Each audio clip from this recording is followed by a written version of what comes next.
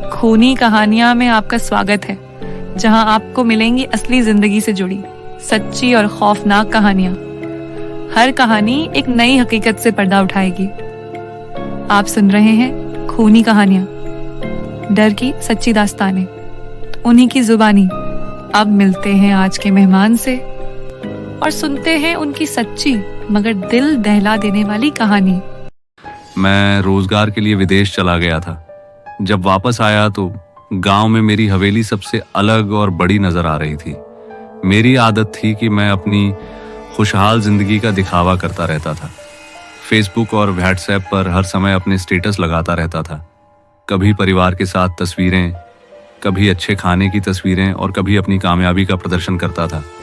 मुझे अंदाजा नहीं था कि मेरे ही कुछ रिश्तेदार मुझसे जलने लगे थे। मेरी वाइफ बहुत खूबसूरत थी, बच्चे भी बहुत प्यारे थे और अल्लाह ने कारोबार में भी बहुत बरकत दी हुई थी। कुछ समय बाद मेरी वाइफ की तबीयत खराब होने लगी।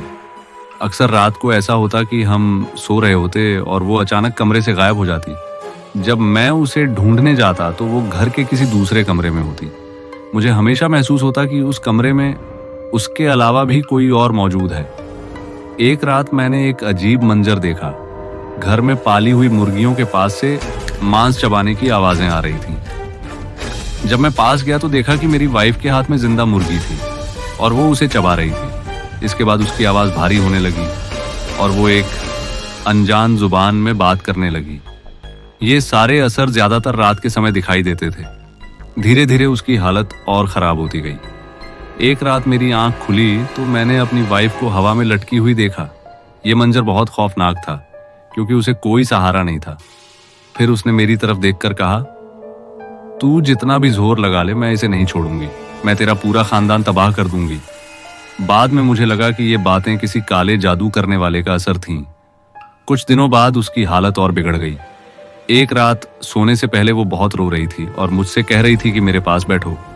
उसने मुझसे अपने बच्चों का ख्याल रखने को कहा। आधी रात को जब मेरी आंख खुली तो वो बिस्तर पर नहीं थी। मैं उसे ढूंढते हुए स्टोर रूम में गया जहां वो अक्सर जाती थी। कमरे के अंदर से अजीब आवाजें आ रही थीं, जैसे लोग किसी आग के पास बैठकर अजीब तरह का शोर मचा रहे हों। जब मैं अंदर गया तो देखा कि मेरी वाइफ चारपाई पर कमरे के बीचों बीच पड़ी हुई थी। जब मैंने उसे छुआ तो पता चला कि उसकी सांसें और धड़कनें बंद हो चुकी थीं। यह देखकर मेरी पूरी दुनिया उजड़ गई। लेकिन कहानी यहीं खत्म नहीं हुई। कुछ समय बाद मेरा एक बच्चा भी बीमार होने लगा और उसमें भी वही लक्षण आने लगे जो मेरी वाइफ में थे। मैंने बहुत से आमिलों और लोगों को दिखाया, लेकिन कोई फायदा नहीं हुआ। आखिरकार हमें अल्लाह के एक नेक बंदे मिले जिन्होंने इलाज शुरू किया। उन्होंने बताया कि मामला बहुत गंभीर है। उन्होंने रात को कब्रिस्तान जाकर मेरी वाइफ की कब्र पर अमल किया और कहा कि कब्र खोदनी पड़ेगी क्योंकि उनके अनुसार मेरी वाइफ के मुंह में तावीज़ डाले गए थे। उनका कहना था कि गस्ल देने वाली ही वह व्यक्ति थी जिसने ये तावीज़ उसके मुंह में रखे थे। ये एक बहुत ही खौफनाक और इमोशनल कहानी थी। इसे सुनाते हुए मैं खुद भी बहुत ज़्यादा भावुक हो गया था।